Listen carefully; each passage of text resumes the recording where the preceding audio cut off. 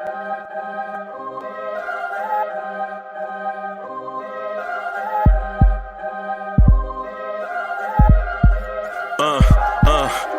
rank where the view is nothing less than phenomenal. For how I express and project from my abdominal. The only view better, both my daddy and my mama know.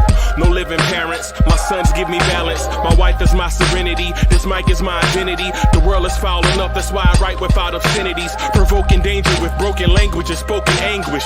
Begging to get hurt, why would you ask to go through changes? Yes, Lord, life's a chessboard, master the angles.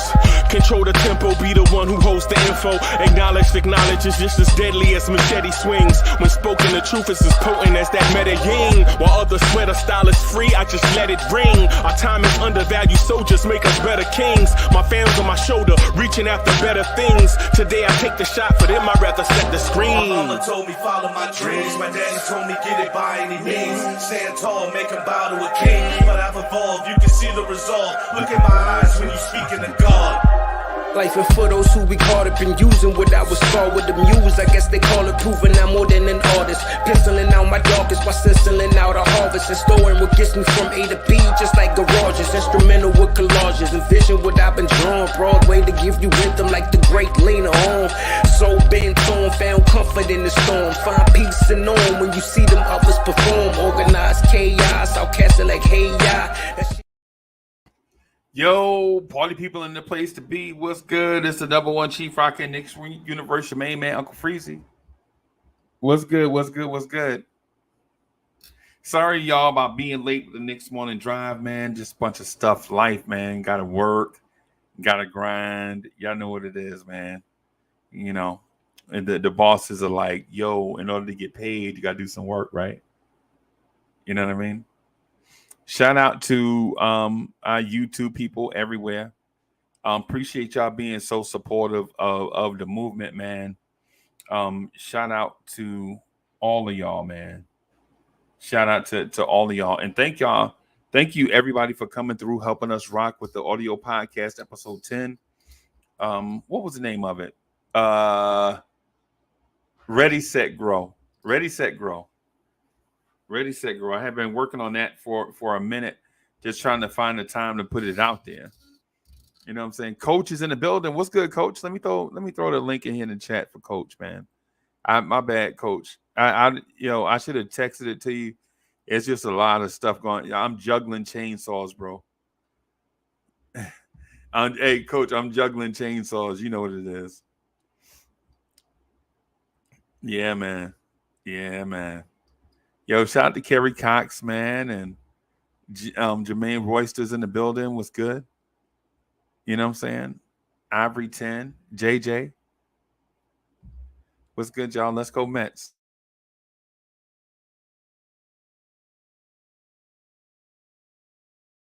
That's why every now and then you'll hear my voice stop. I'll be talking.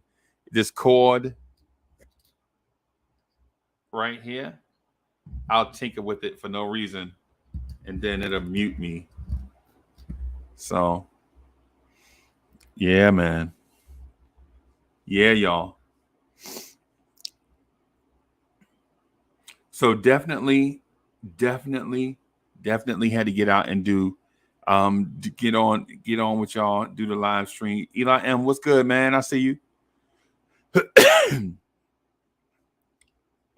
So I just uploaded Ready, Set, Grow to the podcasting platform. You guys should be able to see that on Apple Podcasts, Spotify, Google, Amazon, iHeart, all them joints out there. Appreciate y'all helping me with that. Soul Fingers in the building. What's good?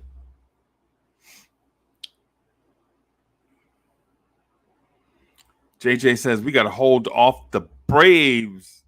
Yeah, man. I'm really confident in the Mets, man.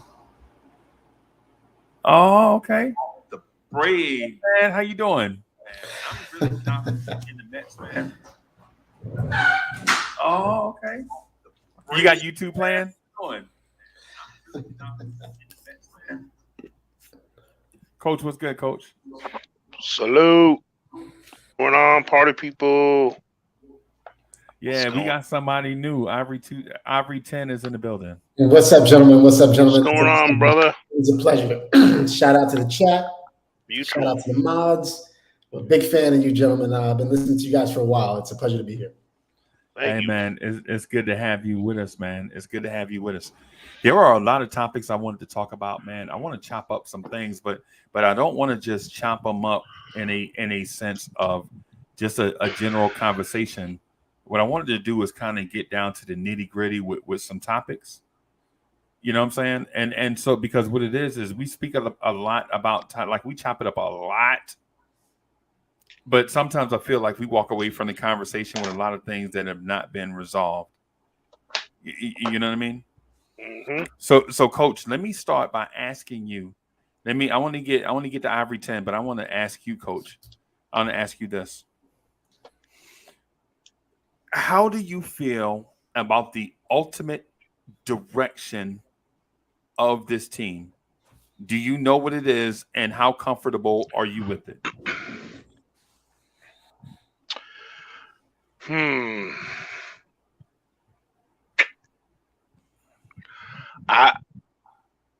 I'm very comfortable with our off-season signings. Okay. I'm comfortable that we didn't overpay and just get he who cannot be named. Okay. Just to get him. Because in the past, I think we would have done that.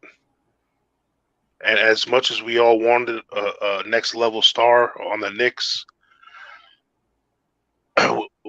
we still weren't. It wasn't a consensus. You know, when LeBron was supposed to come to town, or when KD or Kyrie supposedly were coming to the town, that was like a 99% acceptance rate. You know what I mean? The guy whose name starts with a D, that wasn't a consensus with the fan base. Not that the front office needs to check with us. However, the price he was going to cost, although I personally was willing to pay a little more than most, I think in the end, with who we have improved the front office, I'll put it that way. We've improved the team. I mean, our standing over last year. Okay. It's not as big as a jump as a lot of the fan base would like in 1 year, but you know the term Rome wasn't built in a day. You know, when you start from the bottom, it's when you go from the outhouse, you can't go right to the penthouse. Sometimes you got to move it on up. If you know what I mean? Incrementally. Yeah. Because it's just like us guys who've let ourselves go over the years. It took a long time to get to a certain fitness level and all that, but man, it goes quick. And there's no quick fixes out there. There's all these fad diets and all these, you know what I'm saying? The same thing when you build a team. There ain't no get rich quick scheme going on. So for us, even though a lot of us has been waiting a long time, I think the dial is turning in the right direction. And I think we have enough talent to be very competitive if they all play how I think they all can play. Right. And we do have enough assets with the talent we have to get some more if we see we got some pieces to build around.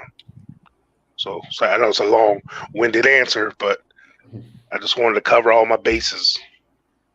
Okay. So in long, yes, I feel. Was it a yes or no answer? Question that you asked. I'm sorry. Yeah. I talked myself out of it already. Yeah, right. What it was, but yeah, it's. Do you feel comfortable with the direction of the team, basically? Yes. Coach, do you feel maybe? Right. Do you feel comfortable with the decisions that have been made recently, and do you feel comfortable with the direction of the team? So, yes. Hey, Mr. Ivory 10, what about you? Do you feel comfortable with the decisions that have been made, and do you feel comfortable with the direction of the team? It's a very interesting question for a number of reasons. I think that when you get to be, my age, and I know you guys might think that I look young on this camera, but I can guarantee you on both, probably I might be older than both of you, just so you know. So what are you thinking? Like 54-ish, 53-ish? Like fine wine. Yeah. That's a very close number. Let's put it. Good. All right. But let's just put it this way. We're definitely headed in the right direction, right? Okay. But it's a slow process. We've seen a lot. We've been around for a long time, and we've seen this organization go back and forth, up and down, mostly down. And one thing that I feel like we never, ever really do is build correctly.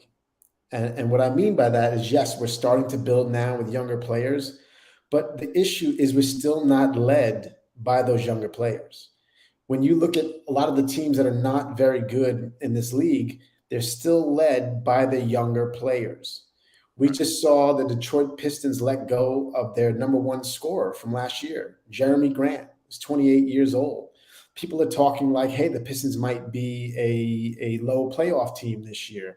Well, they just let go of their number one scorer. Why did they do that?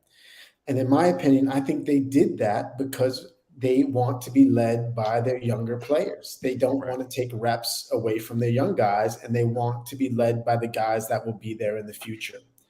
I feel like that's where we're making a mistake here in New York. I feel like if you look at our leading scores from last year, it's Julius Randle. Sure, you got RJ up there, but it's you got Kemba up there. You've got you Burks got Rose up there.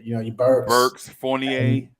Fournier and Randall. These guys they're all decent veterans, but when you're not a great team, that's not who you should be led by, in my opinion. You should really give the keys to your youngsters and let them lead you, because either they're going to be successful and get better and grow their value, or you're going to stink and have a good draft pick later on. So I feel like we're making some mistakes in the way that we're building. But in all honesty, with where we've been, I would have to say that yes, we are going in the right direction. I just feel like we're not, we're taking the roundabout way. Right. Let me ask you this, because what you said. First of all, I appreciate the fact that you were linear in your thought process, right? Simplifying it so the chat can understand what it is that you're thinking. But there were points that you made that I want to expound on. Like there were points that you made along the way that I want to point out individually, right? Just so that we can have a full understanding of how you feel as a fan, right? Point number one, you mentioned right direction, right? But we didn't get into what the right direction is. So is the right direction focusing on trying to make the playoffs? Is the right direction developing a certain player or two out of this young group? Is the right direction solely focusing on talent acquisition? You feel me? Because later on in your point, you specified or alluded to not playing veterans in front of the kids. Basically, why are we developing veterans? Basically, right? And Detroit didn't want to develop veterans anymore. They totally embraced the youth movement, right? Exactly. So in your mind, what specifically should be the direction? Is it talent acquisition? Is it draft kids, acquire?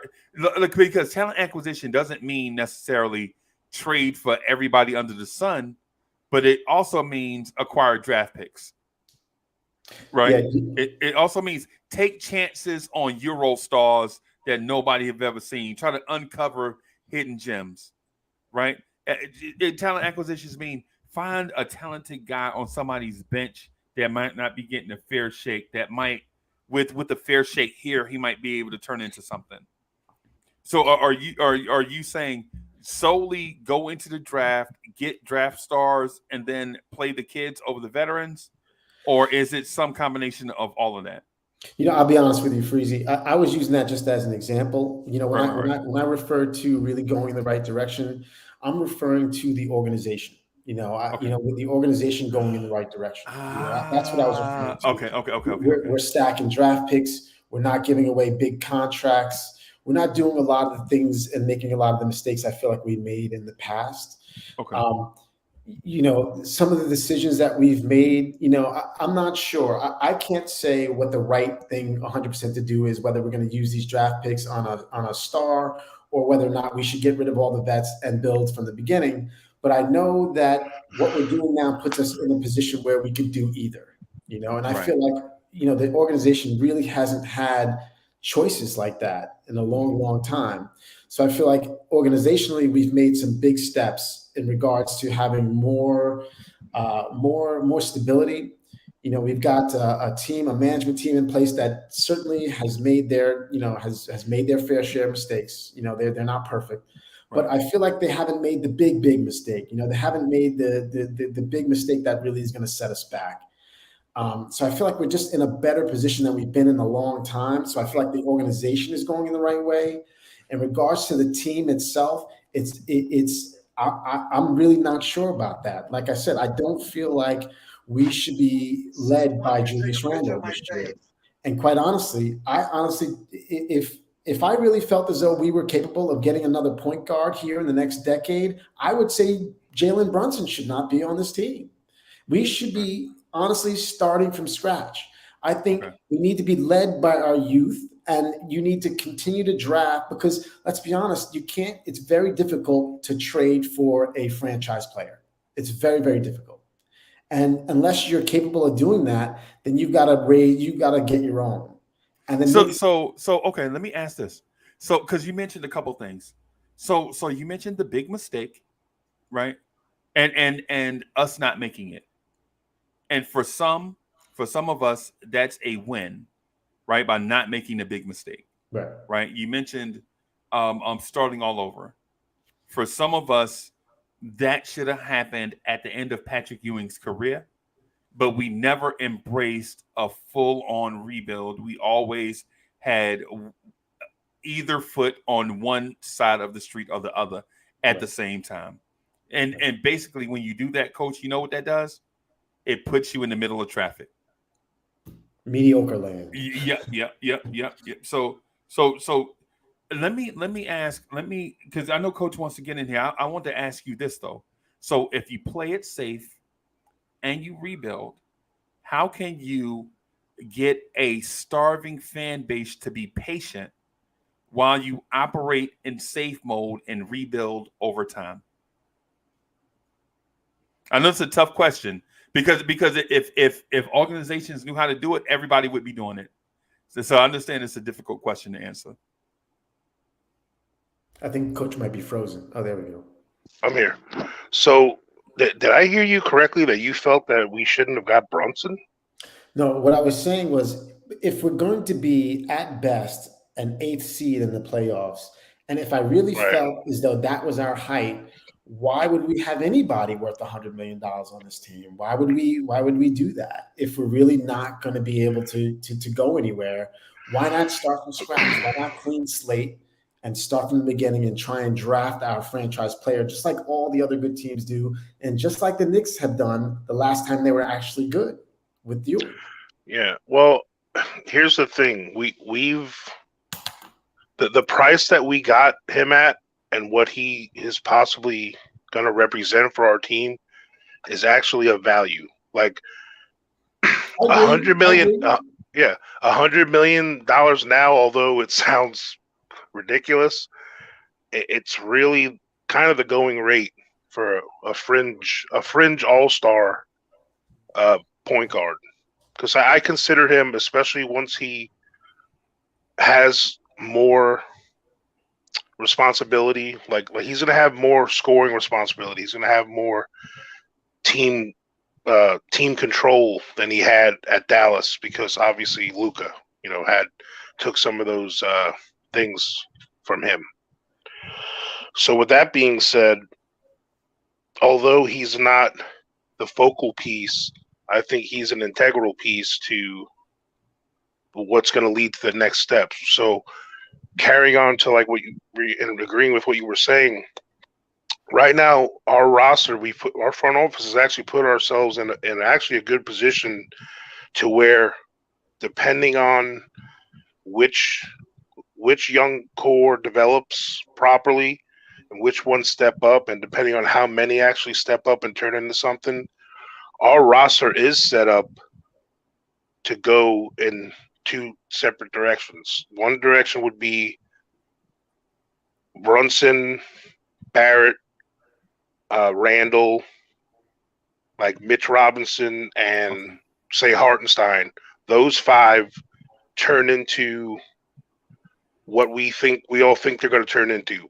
Like, we hope they're all going to be solid pieces. And the reason why I lump Mitch Robinson and Hartenstein together, because I just think in our league, unless you're number five, unless the five is a superstar like Embiid or Jokic or something, most teams, if you have a viable two-headed monster at that position, and I think we have that.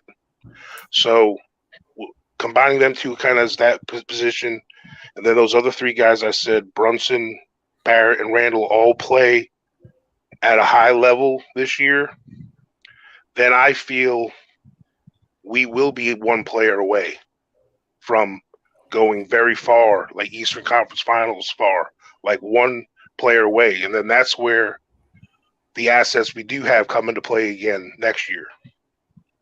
Now, if those guys, and just so you know, Coach, I certainly wasn't like saying, "Hey, Brunson doesn't deserve that money" or "he's overpaid." Right. No, we I'm just kind of referring to where the Knicks are in their whole rebuild.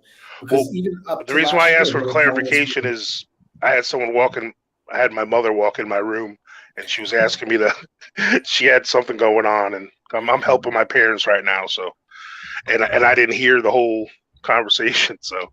Yeah, it was just about if we're going in the right direction with the team and whether or not, we're making the right decisions. We're in the middle right now, right where you probably don't want to be as a franchise, because you don't get a good pick and you also can't go far in the playoffs. So something has to give, and I think that we've been in this spot for so long that we're going to have to make a decision, in my opinion. Maybe we don't have to make a decision. Maybe the franchise is happy with where they are. But I think for us to be good, we either need to we need to draft at a lower position, or we need to go ahead and make a trade for the right guy. But right now, I feel like we're just sitting in the middle, just kind of waiting for the next guy to come available. And that's okay. Considering where we've been, it's okay. But Ivory 10, when have the Knicks ever waited in that position and executed that plan? When has it ever worked? Yeah, and if you think about out of the top 5 players in the NBA right now, and we're including the 2-time MVP, and you look at Giannis, the last 4 MVPs were below the lottery picked. So it's like that doesn't always guarantee, jackpot.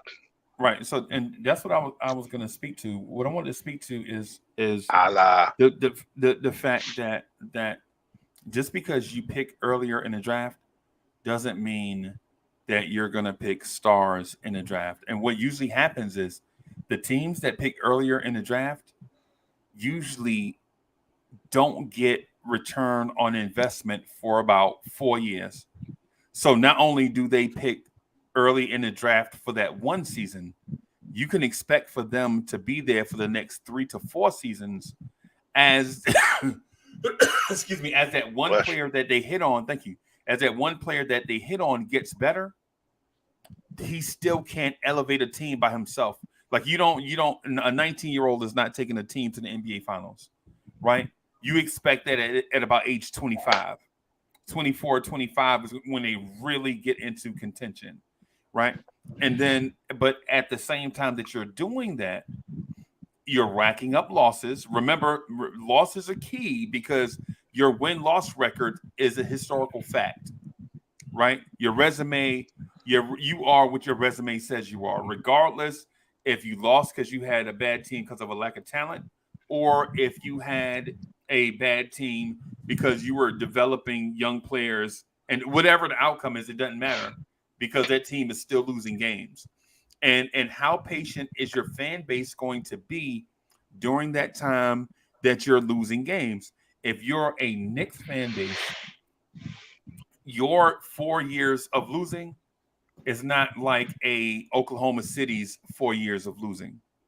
You know what I mean? Like Well, so if you're a Knicks, for say if you're a bottom 5 team as a New York Knicks, you can only do that once in a generation. So when you I don't, I do don't know it, about that, Freezy. I don't know about that. And here's my reason for saying that is because we've never tried it. We've never tried it. And look Right. how long we've been bad by putting these around a couple of kids that we might get, right? We kind of were bad for 1 year and we picked up RJ. The following year, we surrounded him by a bunch of veterans and we were mediocre again. So I think that if you let the kids play, I think this fan base has more patience than people give it credit for. I agree with you. I agree with you on that. So that's the point that I was going to get to. My point is, you remember how I said when you get the 1 star, you're still going to be bad and you're going to still lose, and then the next year you're still going to be in the same spot and you get the guy. My point is when you get that young player, you can't scrap the plan. You can't scrap the plan and say, well, we have a John Morant, so now let's go trade for such and such and such. Right. And scrap the rebuild. That was the point that I was going to get to. Yeah. What I'm saying is if you dedicate a stitch of time to that solely, you have to stick to the plan. The thing is once we start something, we always go, like, for instance, when we're all in on the vets and we play all guys, we look at the roster and say, no, we can't go and get an old guy, man. I mean, we got to go get some fresh blood in here. And then we start getting fresh blood in here and we scrap that plan. And then when we go all in for the young guys, we're like, oh, man, we need a veteran to come in here and steady the ship. No, you don't.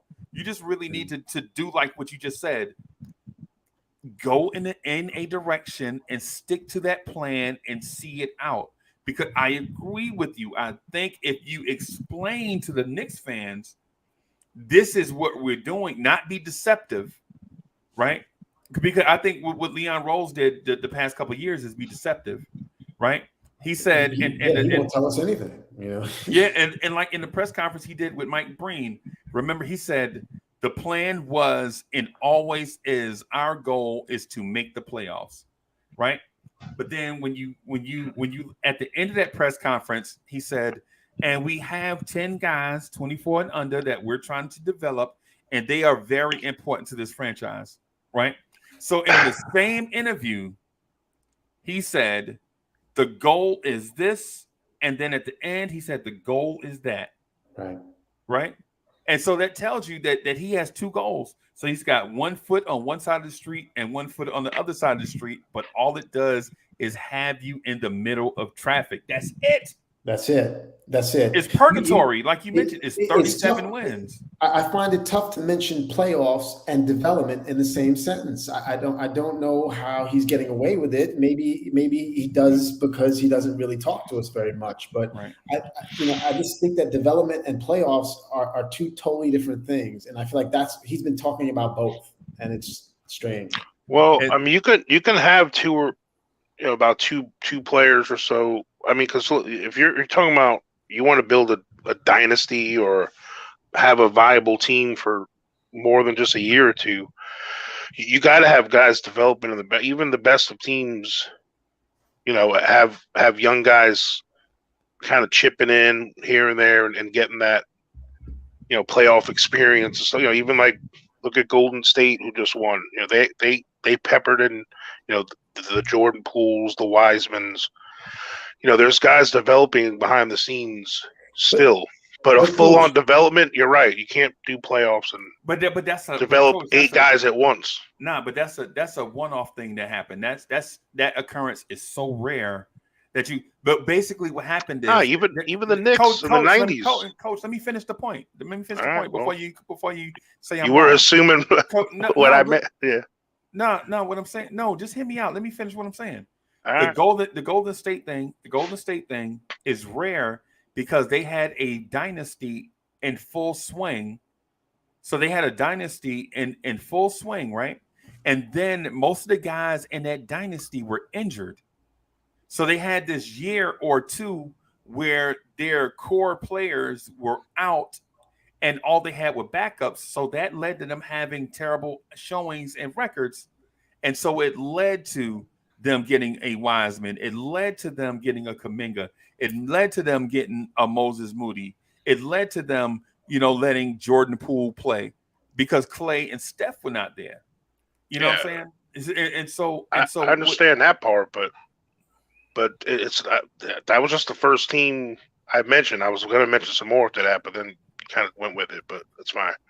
Like the Spurs did it. Like the Spurs were winning before Kawhi got there, and then they picked up Kawhi. They picked up Patty Mills. I'm not that he turned into anything, but like they, even championship teams are picking up. And yet they're later in the draft, obviously, because they're winning. But they're picking up guys they're developing in the background. I mean, that's just any good team does that.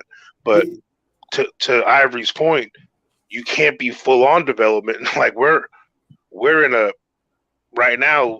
We're looking at 6 to 7 to almost 8 guys that we got to figure out what we got. And you can't. It's hard to talk playoffs when you're counting on guys like that still.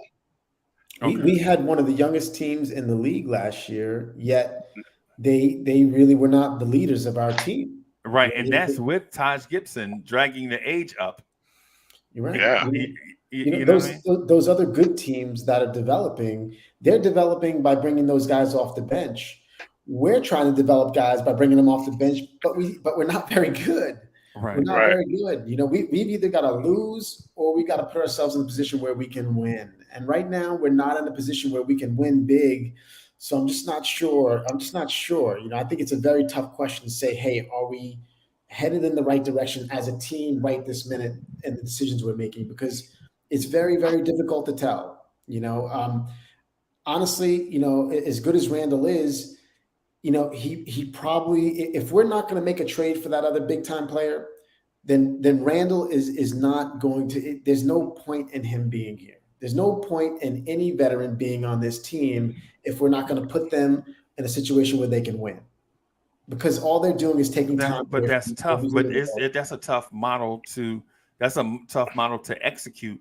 Because with the salary cap being at a certain point, you can't fill your roster with all rookie contracts. You got to have some big contracts on there to meet the minimum salary floor, or at least 90% of it. And besides Rose, it's not like these vets that we're counting on, Randall's only 27, Brunson's 26, going to be 27. He just turned 26, August 31st. Oh, okay. Well, there you go. And then RJ, obviously, I mean, he's kind of, even though he's younger than some of our young core, he's kind of like one of the vets, right now. You know what I'm saying? So guys that are considered our veterans, luckily, besides Rose, they're not over 30. So we do have a little bit of a timeline for those guys. We owe it to them. Not, I guess, I hate to use that word, but, we do owe it to them to get these kids built up so they can get some help or bring someone in to help them. Yes, about it. The timetable is now, though. Like in the next year or two, it's got to happen. It's almost like we're in a position where we have to make a trade to get better.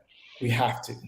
There's no such thing as drafting to get better right now when you're picking, 12th, 15th in the draft, 16th in the draft. Sure, it comes down to who you pick.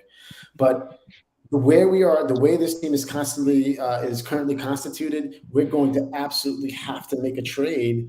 Otherwise, we're stuck in mediocre land forever. I mean, there's no other way to do it right now. We have to make a trade. Something has to happen. So who's up for free agency this next season? Well, man, y'all are. Oh, hold on. No. I'm just saying, like, assuming this year's a somewhat of a success for our roster. Like, say we're a 45-win team. Somehow we get the 7th seed or something. I don't know. You know what I'm saying? And we look like we got two or three young guys looking pretty good. and all of a sudden some free agents like, they got something brewing over there. You know what I'm saying? Like, I'm in a weird spot. I got two different conversations going on. Let me do the Ivory 10 part, and then I just want to talk to the coach part. all right. So what Ivory 10 was saying is that you have to kind of either, because I'm listening to what y'all are saying, but y'all are diverging at the same time, right? It's the Not really, but yeah, it's exactly that. nah. You talking about free agents next summer, and this dude's talking about the NBA draft. How is that similar? Because what I'm saying is no, because he was talking about we need a trade for somebody. What I'm saying is we don't need to trade for someone. We can get someone in free agency. We don't have to wait for a trade. That was the last point that he made. He started his statement. Freezy, you muted yourself. He started his statement by saying that playing the kids, you lose games, you get a higher draft pick, and then he acquiesced to or moved towards saying, if that doesn't work, then we'll have to trade for somebody. And then he said we have to do it in the near term. And then you mentioned next year's free agency. What I'm saying is that all three of those are separate points unto themselves. And I just want to talk about one of them. All right. Just break that thing down. You know what I'm saying? As opposed to like just going on the, on the treadmill, so to speak. Mm-hmm. Right? Because like with your free agency next summer thing, we have to establish who we are as a team first, and then address that free agency pursuit based on who we are as a team. Right. And then it's the same thing with the trade, where you have to understand who we are as a team first before you know who you're willing to trade and what you're willing to give up in a trade for a potential player to come here to play with, to be on the team. Right. Because if you take it based off of what Ivory was saying in that second point, is if we have to trade for a star, right? Then the question then is, do you trade some of those kids for the star, or do you package up all these veterans that we have for a star and maybe include draft picks for it to be more enticing? Right. And so I just wanted to get to one. Coach, you want to just do the free agency one first? Nah, I mean, I think you were you were taking my free agency thing like I wasn't bringing that up to like looking too far ahead, or it was just as a bounce of an option, I guess. Like an option instead of feeling like we had a trade. That's all. I wasn't trying to look that far ahead. I'm just saying I didn't feel like we should not waste the assets and go trade someone just to trade them until we look at our options, the free agent route. You know what I'm saying? Because then we still have those assets to package up for someone else that might entice that said free agent. So wait. So what's the best option right now for this team? Is the best option right now play the kids and see what we got, or is it package them up and go get a star? No, right now it's right when the season's about to start. It's time to play the best guys to me. Like and that includes letting the young guys.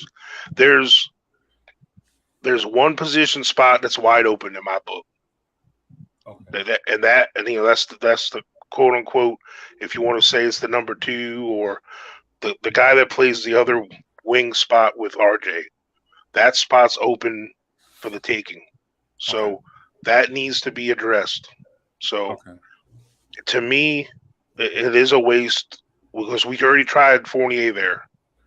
And that only got us to a certain plateau. Okay. Even though, it was a lot of it was our lack of point guard situation. But he's not going to take us past the 37 win threshold, So we need to hit the home run there, or at least a triple. You know what I'm saying? Right. And then the other situation. Is Mitch worth what we paid him? Which I think, even though it was of value, we got to see who's gonna, take that over. Is Hartenstein gonna take more minutes to show he is worthy of what he got paid? And he has two or three bench positions that are going to be very important in the rotation. So, and I feel those should be the young guys, the OB, Hughes, the Grimes. But where are we going with these guys? Well, let me ask you guys a question. How important do you think it is to have a franchise player in the NBA? Is that a rhetorical question? You got an answer already queued up, or you? I'm asking for your opinion because I want to know, because that kind of determines how you might want to build a team. Right, that's the question I just asked. So are you saying, like the league's consensus what a franchise player would be? Like, are you saying like a superstar, or you're asking ours, right? Like me and Coach. Like who is our franchise player? No, I'm asking, do you guys agree that you need a franchise player in order to get to that next level? I know the Detroit Pistons did it with Dumars and the crew back in the day, but I'm just curious, in general, do you believe you actually need that franchise guy to go deep in the playoffs? Absolutely. Yeah. Okay. Absolutely. Are you questioning if we have him yet? Let me expound on that, right? I'm gonna just expound on the question that you asked. You asked, is it important to have a franchise player? Yes, it's important to have. When you look for buy-in in an organization, you have to have a guy out front that the organization looks up to and respects. In any organization, you have to have it. It's why movie theaters have posters out front, right? Right. It's why they have the star of the movie on the billboard when you go to the movies, because they could just put the movie up on the side of the building and text, right? Hey, now I'm playing Spider-Man. No pictures, no nothing. But are you going to go watch that if you just see no? If you know that if the word is it's going to be a good product? No. You need a franchise type of guy. It's the reason why Elon Musk is out front doing all the things for his company. He could just have a guy to just come up there and just say the stuff. It won't have the same appeal as as having that guy. It's like Steve Jobs and Apple. Why he used to be on stage doing those. You have to have a franchise entity. It's why the NBA has a logo on the shirts instead of saying National Basketball. You got to have that guy out front. Now, Coach, you want to get into the other part of that?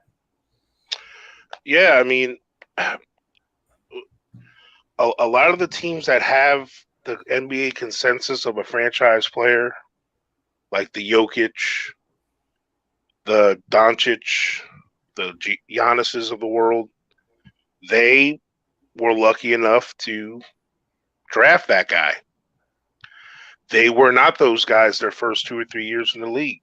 Well, Doncic was right away, but the other two weren't. But even Curry, he wasn't that yet at the beginning. And I know this is blasphemous for the RJ haters and all that, but who's to say that RJ Barrett doesn't acquiesce into that guy for us? You know what I'm saying? Because of what we're surrounding him with right now. We're starting to make things a little bit more comfortable for him to be able to do the things that he does well. Now, if he doesn't, in this scenario, if he doesn't take that huge next step to that title of franchise player, then maybe he's not meant to be that. And then that's fine. Then I feel we should be a little more aggressive with bringing in a superstar that's already established with that role. And with that being said, even if RJ does become that franchise player and what the consensus around the league would consider a franchise player to be, he will still need another piece to be a perennial Eastern Conference guy. I mean, team, perennial Eastern Conference Finals team, But it would definitely help our timetable and make things easier for us if he does ascend to that for us. Yeah, man. So. There's no doubt about that. And the only reason why I was getting to that is because until we get that franchise player, whether it's RJ, him developing into that, we really, what are we really building?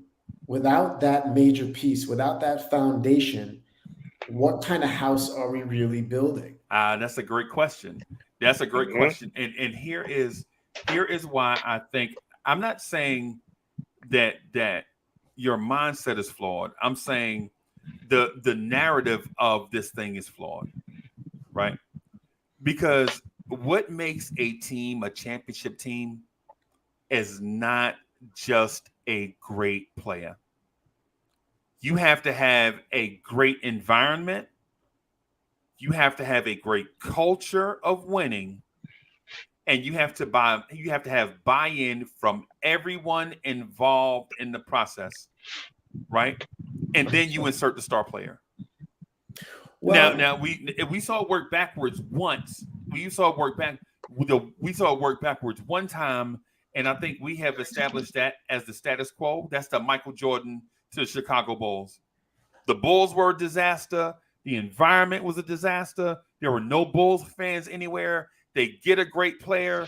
All of a sudden, the player drags a terrible franchise out of the doldrums into an organization that becomes a stalwart franchise. But before 1984, most of us can't. I remember the Bulls before Michael Jordan. Mm-hmm. I remember Bob Love and Orlando Woolridge and George Gervin and all those guys. That's just because I'm an old fart. Right, mm-hmm. but for those, that's the reason why they had the third pick to get them. Because they earned it.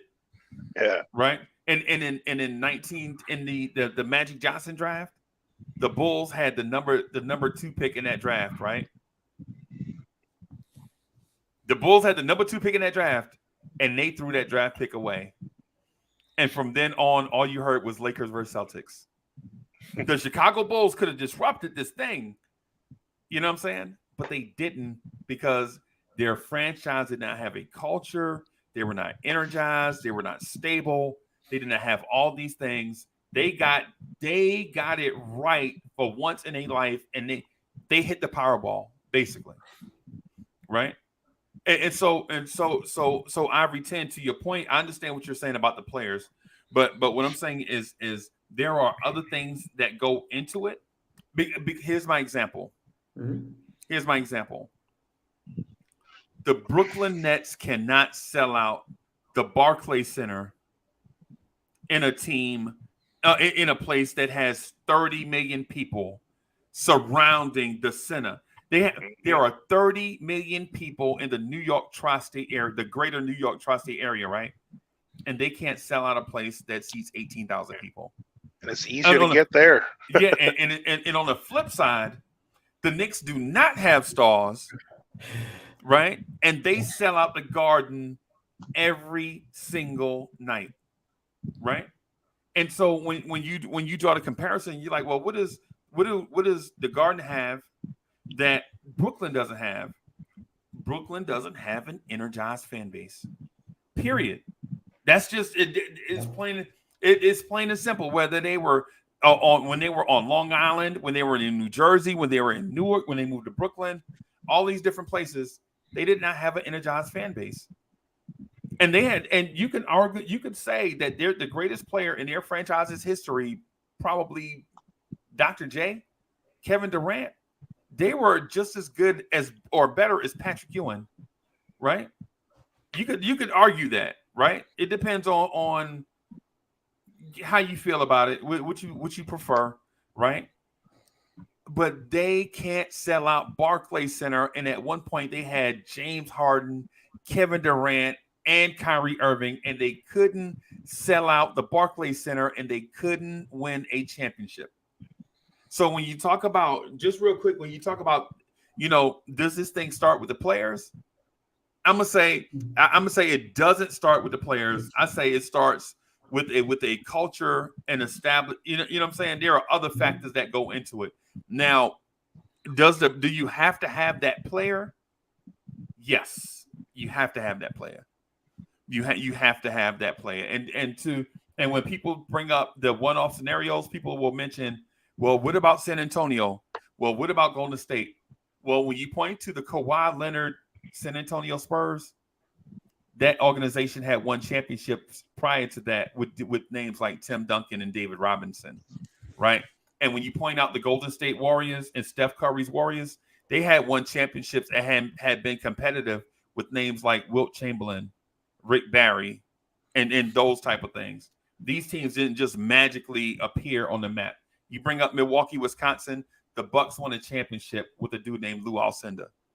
These teams didn't just appear on the NBA landscape out of nowhere, right? And you know, when you made that reference to the Bulls, right? And they were disgruntled, and the fan base was upset because, let's face it, the grand prize was Mr. Olajuwon. Okay, right. If they had the first pick, that's who their pick was going to be. Right. You know, so Michael Jordan was the consolation prize. You know what I'm saying? Like for us, like for RJ, for us, you know, Zion was the grand prize. The number one pick. He was going to be the number one pick, the consensus number one. Okay. And we got stuck with the consolation, you know, the third pick. And I'm not saying, you know, RJ's going to turn into Michael Jordan per se, but that's what it took for the Bulls. Michael Jordan had to turn into Michael Jordan, you know. So he wasn't. Excuse me, I'm sorry. He wasn't the best player of all time coming out of college. No one thought he was going to be that. Okay, anyone that says they knew it, they're lying. Because he was nice and he had talent, but you know, some people were saying, you know, Worthy was he wasn't even the best player on the team, even though everyone was like, oh wow, this kid's got a lot of talent. You know, Worthy was like the talent on the team. You know what I'm saying? Right. So what I was getting at in regards to that whole that franchise player, and I think and only Freezy could put it the way he did and give an example as well as you did about that whole Brooklyn thing. That was good. But what I was saying is, if we're not in a position to draft that franchise player, the only other way we get that player, in my opinion, being in New York City, is if we trade for him at this point. I don't think you can get a number one via free agency, because number ones don't typically go somewhere where there's not another really, really good piece. Another number one, basically.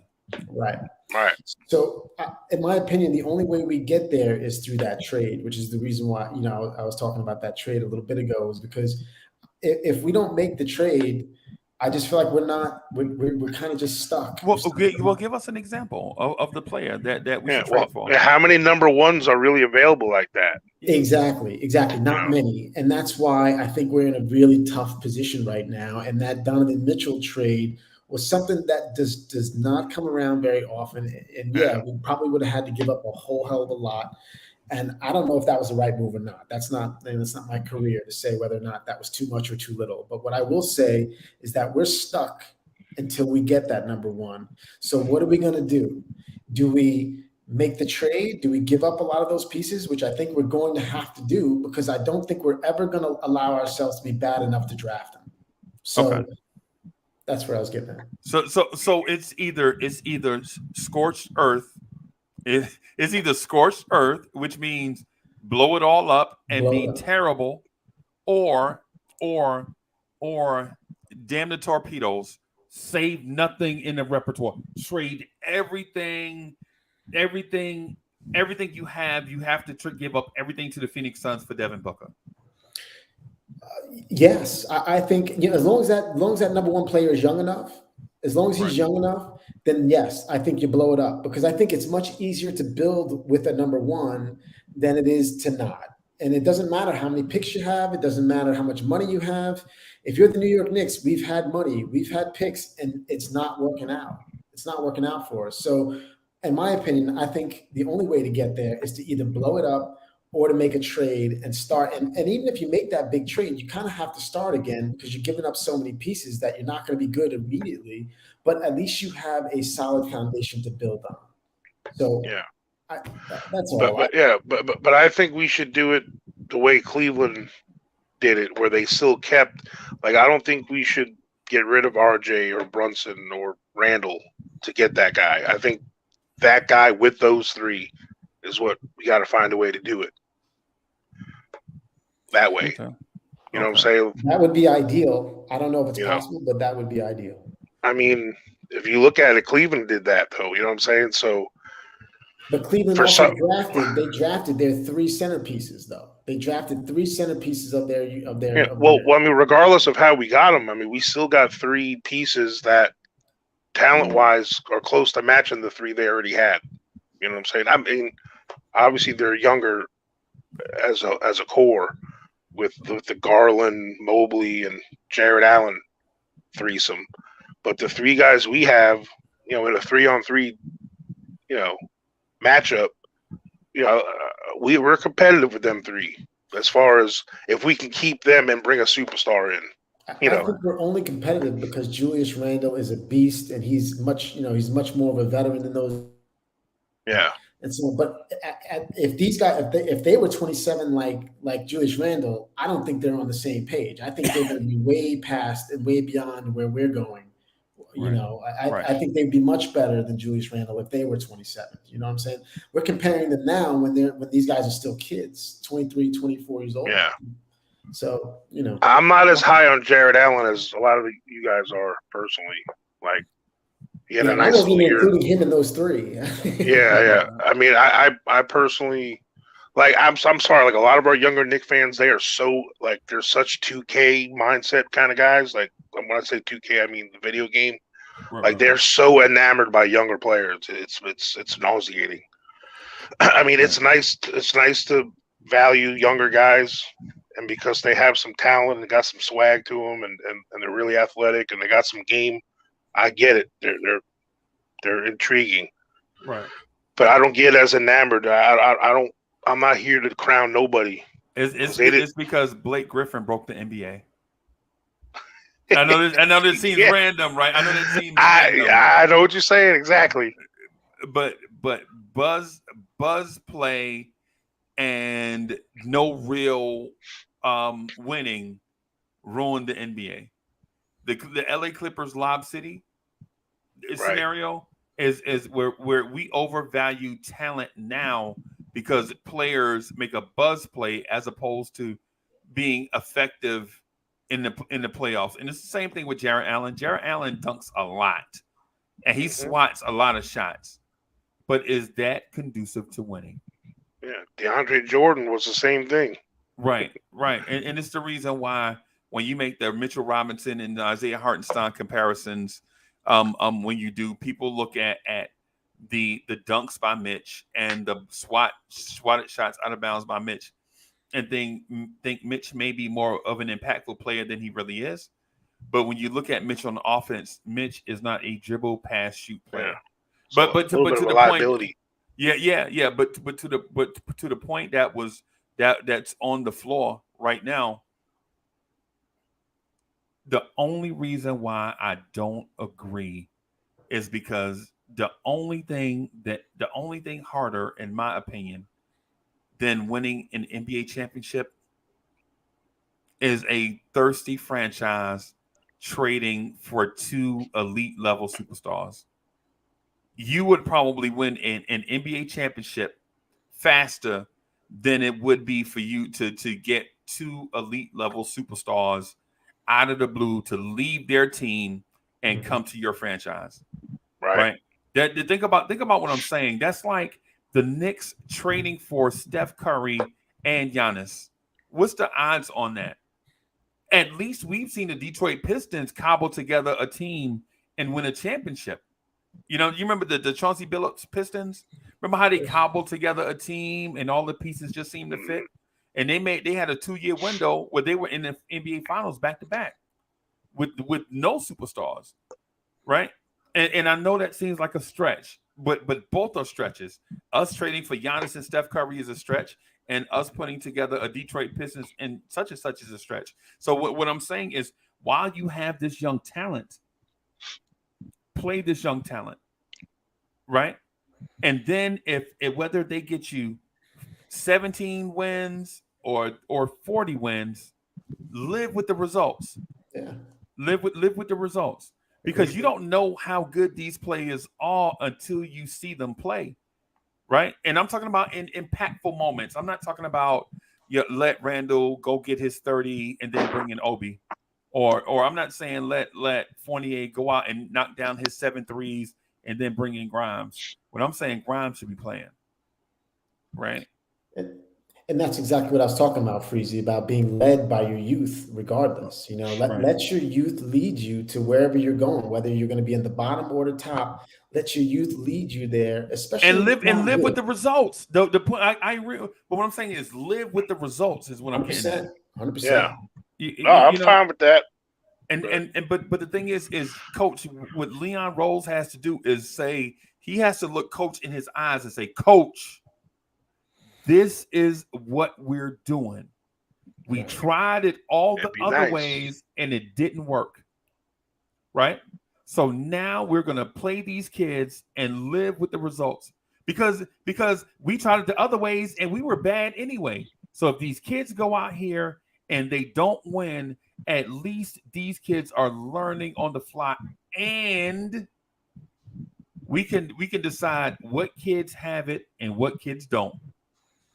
And they're building their value, And they're building their value, yeah. They build the value. We look at Obi. Obi could have built his value a lot higher than what he is right now if he had gotten some more time. And I'm not saying he deserved it or he should have been, but my point is, when you're not a good team, you like look at Oklahoma. Everyone laughs at them. They've been terrible forever. They got a million picks, but they're letting their youth play it out. They're letting their youth lead them.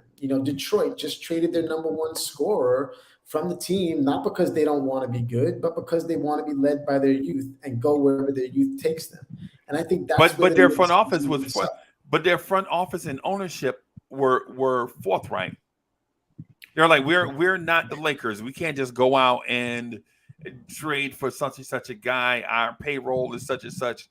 We can't be a multiple time tax repeater, going over the cap and all that stuff just to win 40 games. We can't do that. That's not a sustainable business model for a team in Oklahoma City, Oklahoma.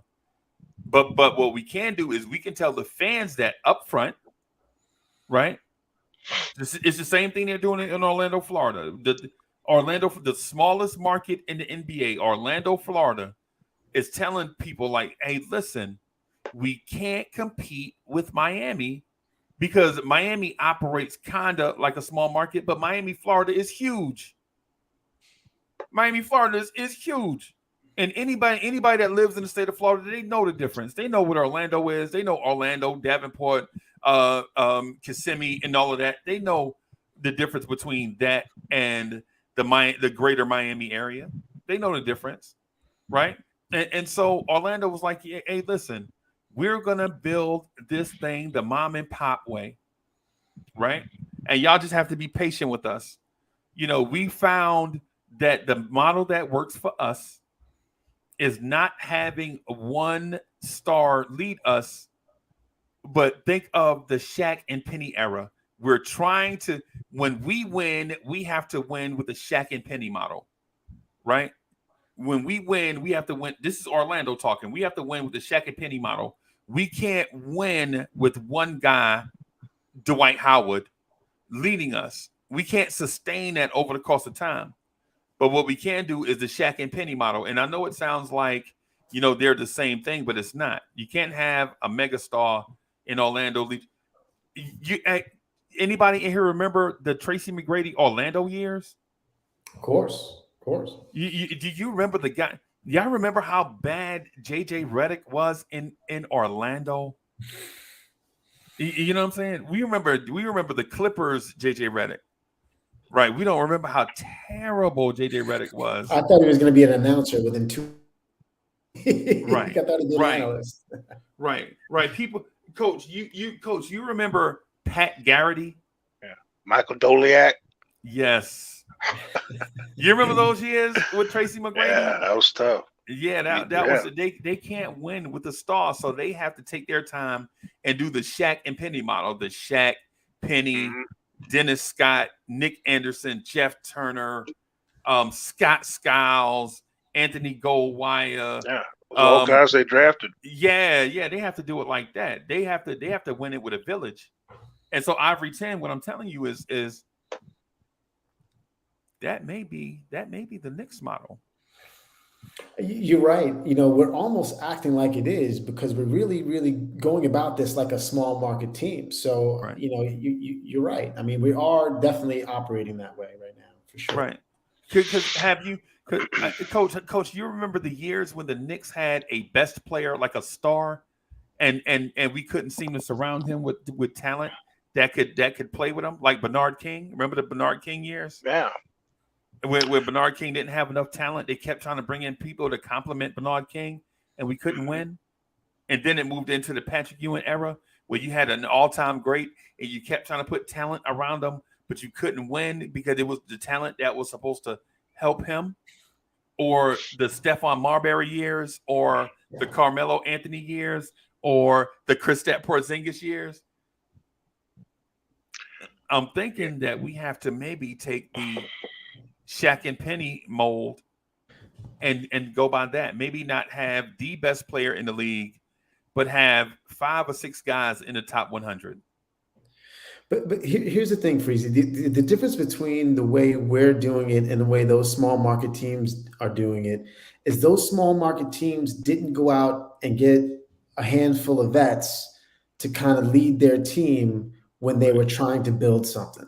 Right. I feel like we're trying to build something, and at the same time, we keep getting these vets that come in that are good vets that they're decent vets that put us right in the middle of the pack every year. But they did that initially, though. Remember, Orlando did that initially, and it didn't work. That's why they went to the village mindset. I know you remember when Tree Rollins was one of the best players on the Orlando Magic. No, he was considered. Yeah, but they realized that, hey, we're just mediocre. We're mediocre every year. It's time to blow that up, build from the draft. I feel like these other markets are understanding that you have to either do it from the draft or you've got to get lucky enough to have that number one come to your team. And the thing is, we have drafted, though, just our draft picks haven't hit. That's the problem with that model. We've had a lot of draft picks. None of them hit. The way we've picked the wrong ones a few times. There's no doubt about that. But everybody does that, though. Yeah, but so what we've been doing it a lot. But even after we picked those picks, we still brought in vets to play in front of them. Yeah, we still brought in the vets, and we never let them lose enough to where we can get another chance at it and another chance at it. We didn't let Kevin Knox after his rookie year go out there and lose again. Let him go out there and lose again.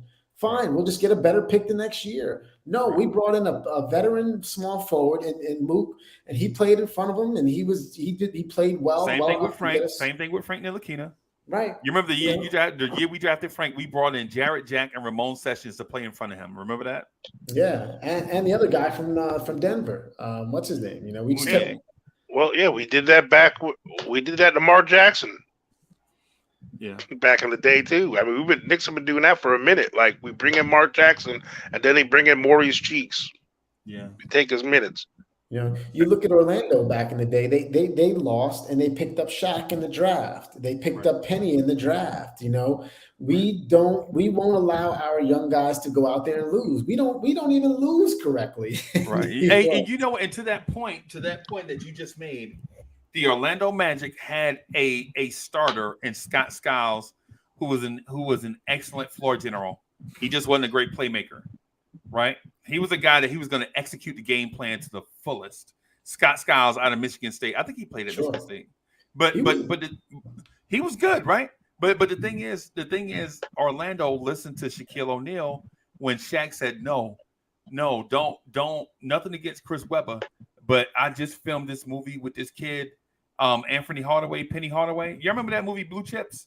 Yeah. With Shaq and Penny were on the set playing together while they were doing the movie, and Shaq was like, no. this kid, Penny Hardaway, is the point guard of the future. You got to go get him. Orlando listened to their best young player, right? Now, I'm not saying that Chris Webber wouldn't have been, man, a core of Shaq, Chris Webber, Dennis Scott, Nick Anderson, Scott Skiles wouldn't have won something. Probably would have, right? Probably would have. But they listened to their best player, and it got them a run, an excellent young run, right? Because Anthony Hardaway was just a guy that could keep defenses off of Nick Anderson, where Nick Anderson can be a 6'6" athletic scoring machine off the wing. And Penny Hardaway was the guy that could run the pick and roll with Shaquille O'Neal, right? And you couldn't double team because Dennis Scott would be wide open in the corners. So you had to let Shaq score 50. You know what I mean? And so what I think is, I don't know if our front office nowadays is that front office that's going to listen to the young guys. Do y'all believe that? Do you think there's a case where that might be going on? They haven't proven themselves to be good enough to really listen to. You have to be a good young player to really have that. Shaq was great. Shaq was phenomenal. Right, he was a monster, and I heard the podcast the other night when you guys were talking about him. I won't rewind anything, but he was a monster, and that's why they listened to him. And I think if you're a great young player, then you'll have a lot more pull. We don't have that young player on the team besides RJ who really, really, has that much pull. I'm not even sure how much RJ has pull here right now, considering he was not the pick from this, from this management team. They didn't pick him. So I'm not sure how much even pull he has. I mean, I was very surprised to hear he was in that trade, but right. So and here's the thing, we talk Cleveland. Okay, Cleveland had a lot of strikeouts, but they had, because even though Tristan Thompson, he might be becoming a solid, player, role player or whatever, but the Anthony Bennett's, the Tristan Thompsons, they, even when they picked up Wiggins, like, they were a losing team, and until they got LeBron, they finally hit. You know what I'm saying? But they hit because they were bad. They were terrible. Yeah, but the thing is, Cleveland, unfortunately, and I'm not saying this as an excuse, the Knicks fans, even though I personally have the patience to understand that model, and I would have patience watching young players for a year or two until we developed into something, but most of the fan base in this city, they can't wait that long. They can't be that bad that long. You know what I'm saying? And I think even the front offices can't. I don't know, Coach. We've been so bad for so long. I think people do have more patience than we give them credit for. I'm on Knicks this, Knicks that all the time, and I chat with these guys all the time, and I think there's a lot more patience for losing if you're playing your young players than I think we give credit. Right. Well, I think now it's that way, but I meant like in the past 5 to 10 years, like that. That's why we've gotten to the point we're at now. Now they've beaten the Knicks fans over the head so much with being so bad for so long. Now it's like, well, we've been bad this long. We might as well. What's another year or two of just letting young kids develop and being bad while we're seeing what we got? Right. Than being bad and having your whole youth sitting on the bench and you being led by guys who are not going to be here in the future. That really bothers me, and I just don't think that's the right recipe that we've been using. And the other thing is, like, if this front office / Tibbs don't showcase younger guys this year enough,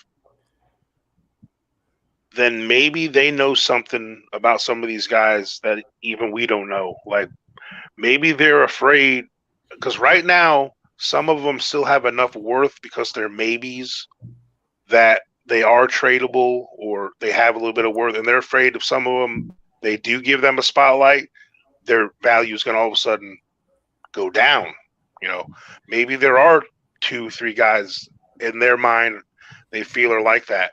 Like, oh man, if we give this kid's gonna get exposed for what he really is. Like right now, he's looking pretty good. Well, Coach, let me ask two questions. So for one, so in the scenario with what Ivory 10 said, right? If that's the case, then what do you get for those guys because you can't just sit them on the bench and then have them diminish as an asset, right? And then two, to the point that Coach was saying, also, like if this asset gets exposed, don't you have to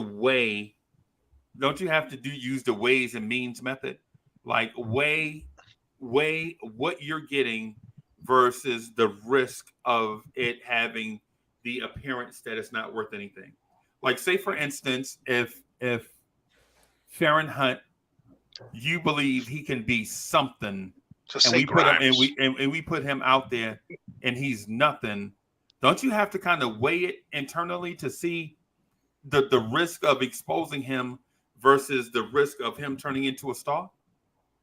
Don't you have to weigh that? Mm-hmm. Because the alternative is nobody knowing what he is, and you may not get real market value for him. Right. And one other, go ahead, Freeze. I'm sorry. I want you to answer the one for the question that I asked. The thing about if you just go with the kids and not take the veteran thing. So what are you going to get for these veterans? And are you willing to take pennies on the dollar in return? And Coach, Coach, do you run the risk of exposing a guy just so that you know what you have in that guy? Right. I think go you ahead, absolutely go first. Go ahead. I'm sorry, Coach. No, you go first. Go ahead. I think, Freezy, I think no matter what, you have to take that risk. You have to. But the problem here, there's one big problem, and that's it's not the coach's responsibility to play the lesser talented guy. Right. His job is to go out there and win. And it's unfair for us to say, hey, coach, we want to develop and you have to play the lesser talented guy because that's what we want. It's really not fair to him because his job is to go out there and try and win. So if management wants him to play those young guys, then it's their responsibility to get those better players, those veterans off of the roster because that's what he's paid to win. So it's just not, especially when you're talking about Tibbs. Tibbs is not trying to, play a lesser talented guy. He's trying to play a starting five, 42 minutes, Right. Yeah. RJ Barrett played 50 minutes in the game last season. And then is that the game he got hurt in? Is that the game? No, that's the Lakers game where he hit the three at the buzzer to send it to overtime. Oh, yeah. That game. You made such a great point there. I mean, and that's what it comes down to. Like, people want to knock Tibbs for his rotations, but he's just doing his job. He's got to play the best guys for the job, and there's no planet where some of the young guys, although we were enamored by some of them, we couldn't play them ahead of who they were replacing. They just couldn't do it. It just didn't make sense. Like, because then when he does do that, and we only win 28 games, off with your head, Tibbs, off with his head. Right. You know what I'm saying? Right. Like, what is he doing? Not playing so and so. He's playing this bum kid. You know what I'm saying? Like, all of a sudden that starts happening. It's just. Well, don't get me wrong. Once we're out of the playoffs, he should have switched up Burks and got him out there. But in the beginning of the year and in the middle of that whole, in the middle of the year, he's trying to win games. So it's just not fair to say to the coach, hey, we don't want you to play your better players. I just don't think that's realistic. But there's definitely a disconnect between what the coach wants to do and what management wanted to do. I mean, it's clear that there was a disconnect. Otherwise, Cam Reddish would have got some time. There's just clearly a disconnect there. And it may not be a big deal internally with the Knicks, but from the outside looking in, there is clearly a disconnect between the two because you cannot have Burks out there running the point when you're 5 games out of the playoffs already and you only got 3 games left. Or it's 15 games out of the playoffs and you only got 10 games left, and he's still starting Burks at the point guard. So Tibbs has his issues. There's no doubt about that. But I think we have to give him a bit of a break when it comes to playing the youth because he's trying to win games. That's why he was hired, to win games. And if he feels like his vets are going to help him win, then you've got to let him do his thing.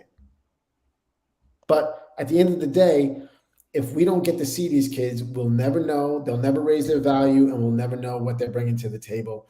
And we'll be stuck in mediocre land playing these vets with Tibbs trying to win 35, 45 games.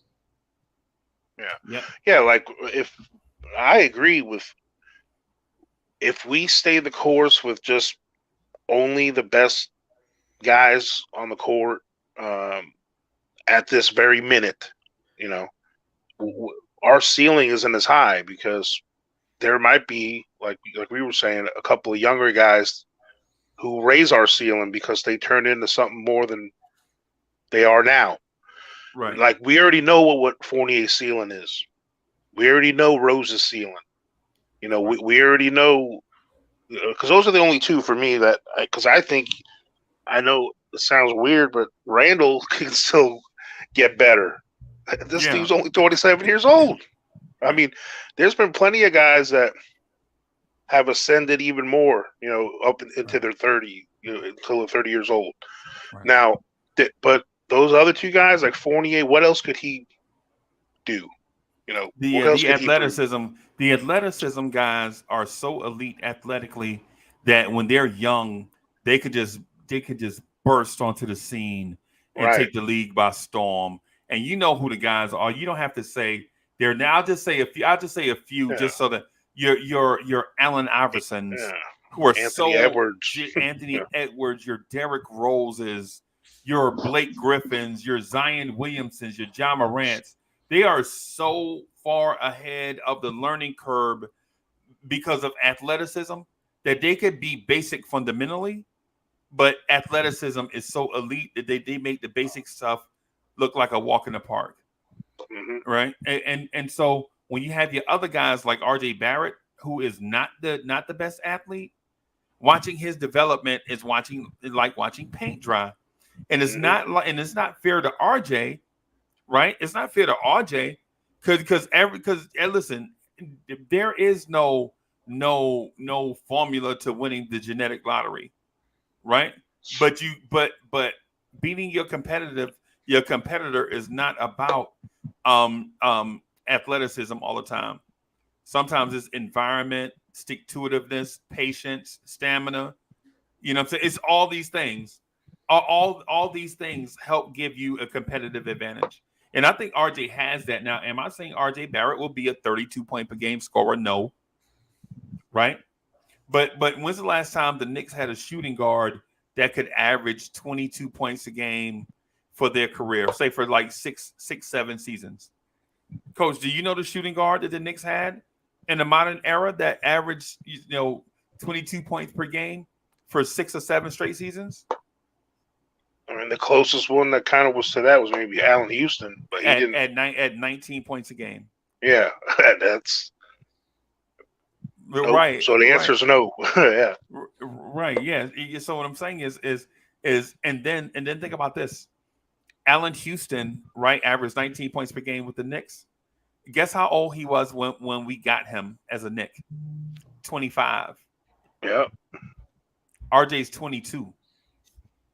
You know what I'm saying? So Knicks fans, are you willing to be patient while RJ develops into, say, the guy?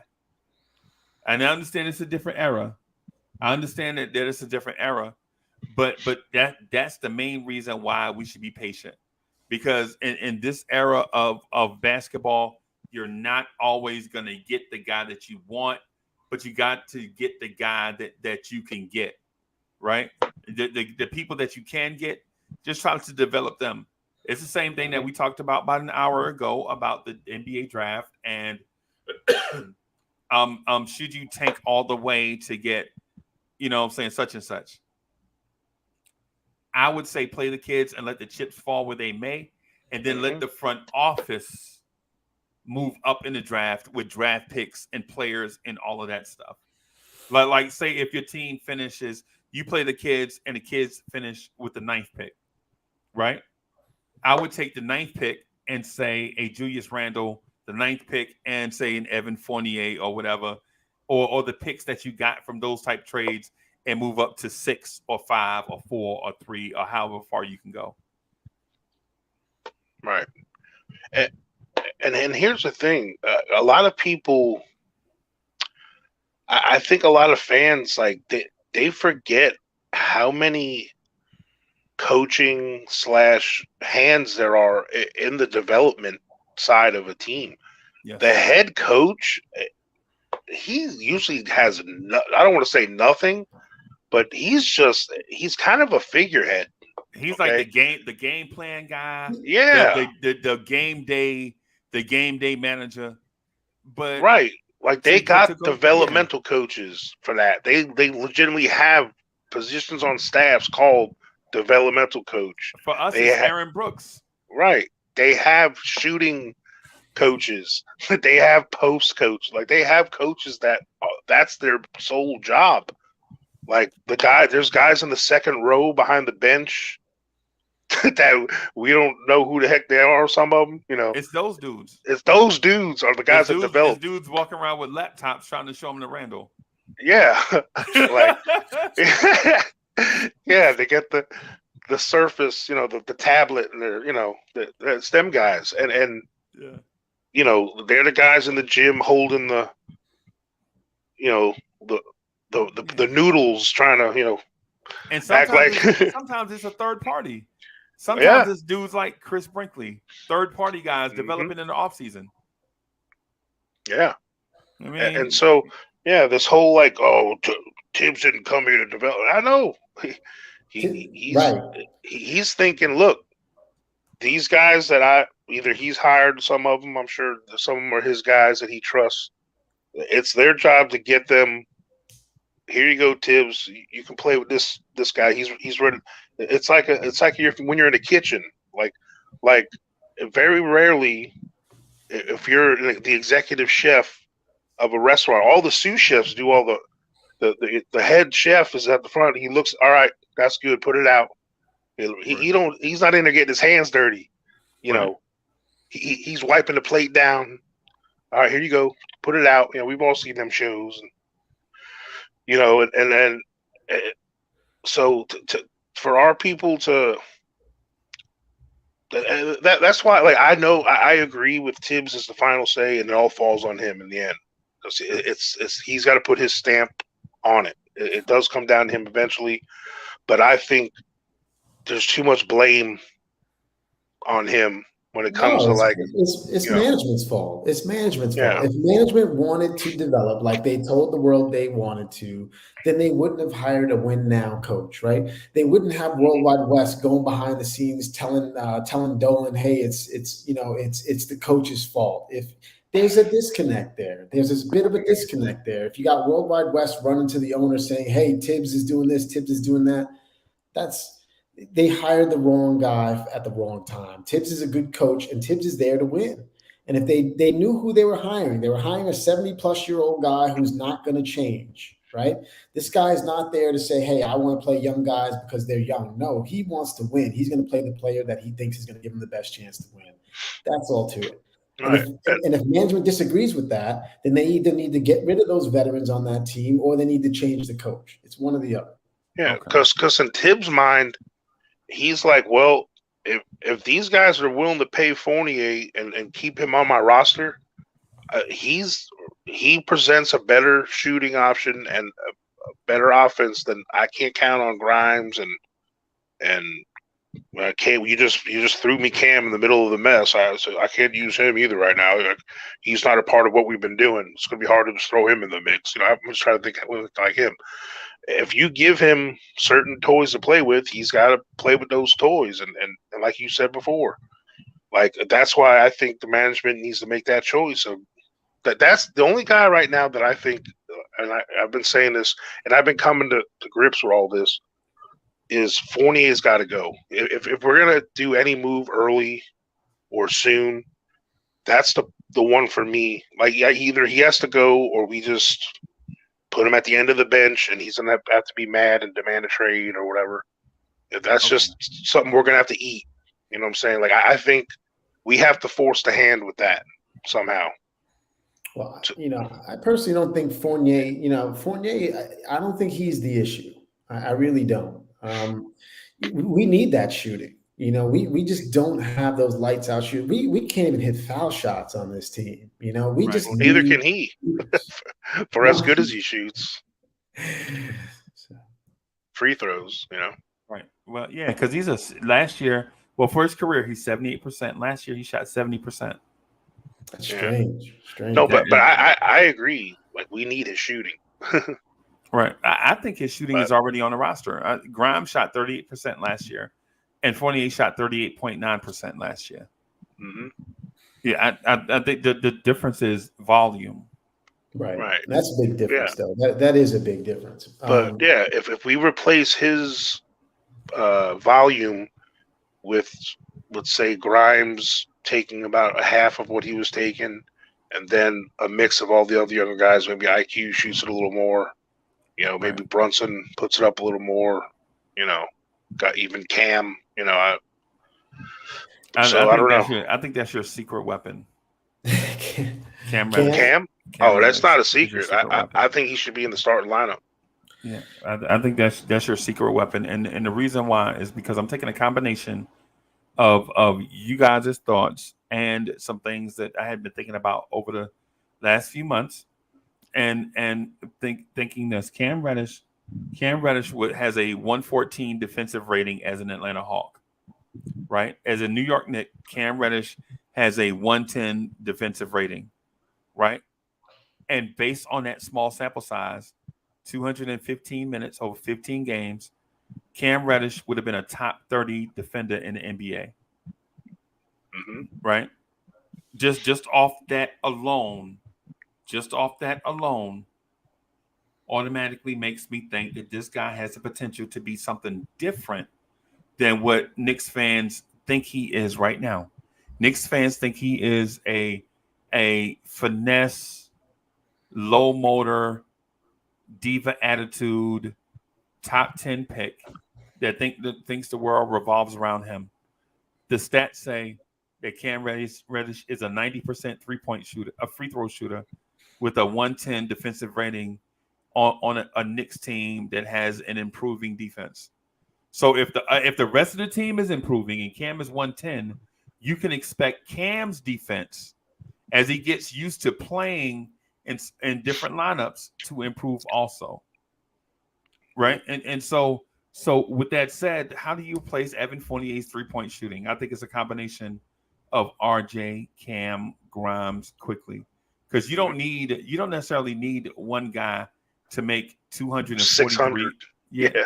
You don't need one guy to take 619 threes, but you can have a bunch of guys hit. I mean a bunch of guys. You can have, and Julius Randle included. You can have Randle, Obi, Cam, RJ, quickly, Brunson, Grimes, all contribute to maybe 180 threes, 200 threes, made threes in a season on decent efficiency, somewhere around 38, 39%. Because right now the league average for three has dropped to about 35%. And so if you get all those guys shooting around 37, 38, 39%, now you're talking that now you can't double team anybody on the floor. Everybody has to glue their man or give up a wide open 3-point shot. And the other thing is that I feel now with Brunson bringing up the ball up the court, and then occasionally with the minutes and whatnot, Rose once in a while, like Randall's going to have a lot more spot up three opportunities that he didn't have before too, because I think he shoots a pretty good percentage when I know he's not a normal catch and shoot player, obviously, but before, when he was shooting his threes, especially this past year, a lot of them were forced, fading away, kind of stuff. I think the quality looks are going to be better this year because the way the floor is going to be spaced a little better. The right guys bringing it up the court. we're going to have better quality shots from those other guys that have normally whose percentages have dropped because of, you know. And coach, yeah. one thing, just one thing real quick, just to interject. Just interject. And now you have slashers that can attack baseline on both sides of the floor. If there's a scenario with Obi, if there's ever a scenario with Cam and Obi on the floor at the same time, now you get that situation where you have slashers that can attack baseline. And now you can't double team from the pinch post up to the 3-point line because you got to watch the baseline with players now, as opposed to having one player like Robert Williams roaming the baseline like teams used to do us last year. You know, I think Cam offers a very unique skill set, but I don't. It's very hard to picture him here long term, not just because of how this coach is with him, but because of the contracts we've given out so far. When you look at his health and how he's not been able to stay healthy every single year he's been in the league, he's not been able to play more than 50, 55 games a year. It's very hard to commit to a guy like that. So I'm not sure of his longevity on the team. I think that a guy like Cam is ideal for what we're looking for. But we used to say the same thing about Pat Ewing. Who did? Knicks fans. It's hard to picture him being here long term when he's always hurt. We used to say that about Patrick Ewing. Patrick Ewing missed a lot of games. As a matter of fact, he won Rookie of the Year, right? Look at how many games he missed in his rookie season when he won Rookie of the Year. You know what I'm saying? And so look at Patrick Ewing from 85, 86, 87, right? And think about, and that's also the same thing that maybe the Golden State Warriors said about a dude named Steph Curry when they tried to trade him to the Milwaukee Bucks for Monte Ellis, and I mean for Andrew Bogut. And the Bucks turned it down because they said this dude Steph Curry won't ever stay healthy. We'll take Monte Ellis. They took Monte Ellis. They took Monte Ellis, and the Golden State Warriors went on to win championships with Andrew Bogut. The Sixers said the same thing with Joel Embiid. Yeah. Joel Embiid 3 missed 2 full seasons and 1/2 of the next season. And Joel Embiid is an MVP candidate. And I know it seems like these are extreme cases. What I'm saying is Cam Reddish, in all likelihood, won't be any of those guys. He won't be Patrick Ewing. He won't be Steph Curry. He won't be Joel Embiid. He won't be a lot of guys. But what I will say, though, is what is the risk reward? Like, what are you not getting if Cam what's the high upside thing you get by trading away Cam Reddish?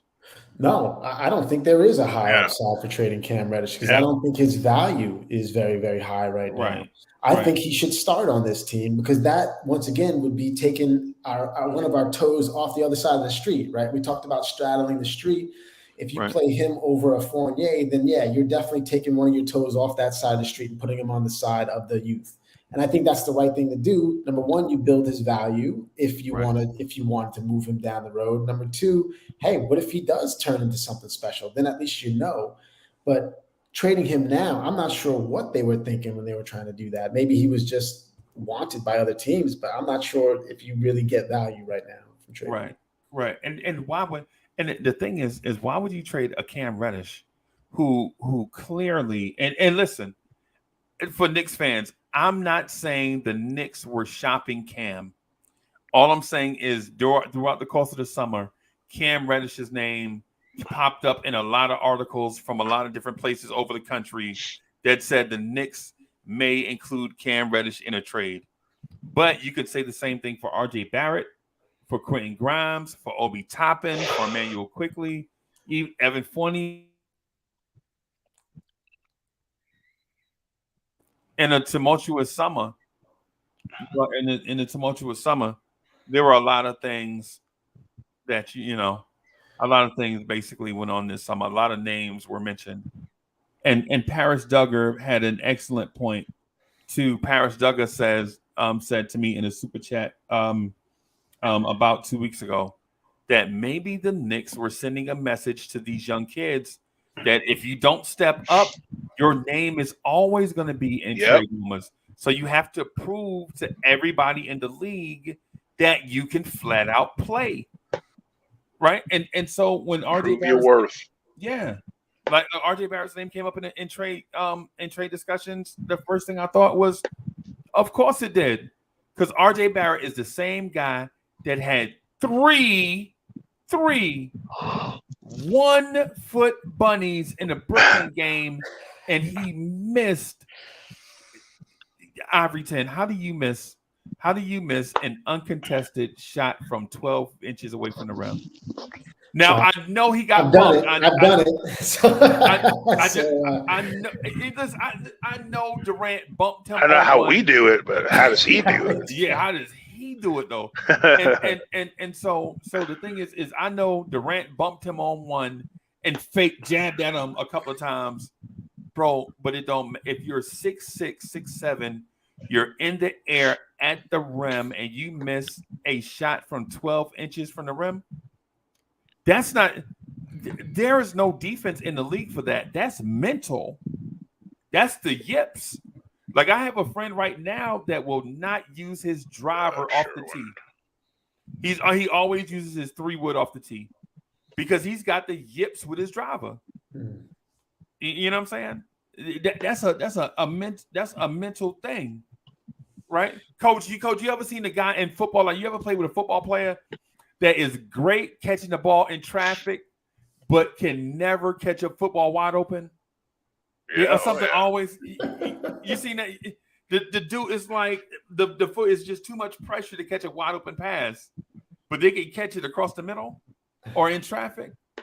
I legit played with guys like that. You know, they would slow down and let the defender get close so they can catch it.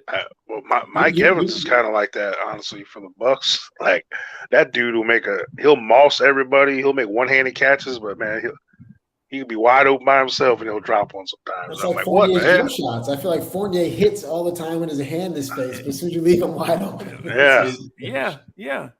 As a matter of fact, if you remember the Cleveland game, when Evan Fournier caught the ball with 1 foot inbounds, falling away, he hit a shot over the backboard and splashed it right in the Ricky Rubio game. Y'all remember the Ricky Rubio game? Ricky Rubio hit like 8 threes against us. Yeah. And so it's like this thing, like Fournier can hit these contested shots, but when you get him wide open, I think it was all the Knicks all season. All season, when you go back and watch games, dudes are wide open, missing threes. They missed three. Man, they were so bad at making wide open shots that they were terrible at the free throw line. But you know what, Freezy? I feel like a lot of people were upset about the potential movement of RJ in a trade, not because they felt that he was so good and he was, untradeable. I think it was more like, hey, are we building something here or what? Are we just replacing more of what we have, or are we really building something? So right. I think a lot of people were a little bitter hearing that he was in that trade because they honestly felt like, hey, I thought we were building with RJ. Are you telling me we put him in every single trade? I think it really took people off guard, including myself, because, I pictured RJ being here and playing with someone as opposed to being replaced. Not that I think he's not good enough, not that I think he's too good to be traded, but more like, hey, man, we got this guy. Let's build with him instead of using him to find another piece. So that's where I was coming from. Right. No, man, I agree with you. I'm with y'all. I'm with y'all on that. All right, so I got to wrap up here, guys. Man, this conversation was dope. I appreciate y'all, man. Well, thanks for letting me on, man. I never saw that before. I never got that invite. It was a pleasure for you to come, man. I appreciate it. Yeah, we usually put the link in the chat. We don't spam the chat with it though, because sometimes that's the invitation to trolls to come on and ruin a good thing. I got you. You know what I'm saying? I appreciate it, fellas. I'll be paying attention. Keep doing what you're doing, fellas. I really appreciate it. You guys really do a lot.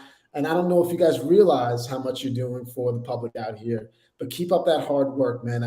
I'm telling you, you saved me a lot of time, and there's a lot of time and energy I know you guys are putting into this, but it's really helpful to a lot of us out here. So keep doing what you're doing. It's much appreciated. we appreciate your appreciation, my brother. For sure. Yeah, and that's the exact reason why we do it. Thank y'all for tuning in. And if you haven't subscribed to the channel, smash the like button so that we can keep producing content like just like this for people in our Knicks community that need content just like this. So I'm gonna get out of here. I'm gonna me and the Queen are gonna do a joint later on tonight at some point. We're gonna make sure night. No, not my Queen, BK Steph. Oh, that Queen. Yeah, the Knicks Queen. Yeah. So, I love her, man. I like listening to her. She is very impressive. Yeah. So we're gonna do something. She and I are gonna grab a topic, probably one that's polarizing. Probably a polarizing topic, like should we trade away all these kids and bring in veterans to support Randall and Brunson? Probably something like that to make Knicks fans think. And then you know what I'm saying, get y'all's opinion on it. Anyway, thank y'all for coming through. I appreciate y'all, man, and I'll see y'all later.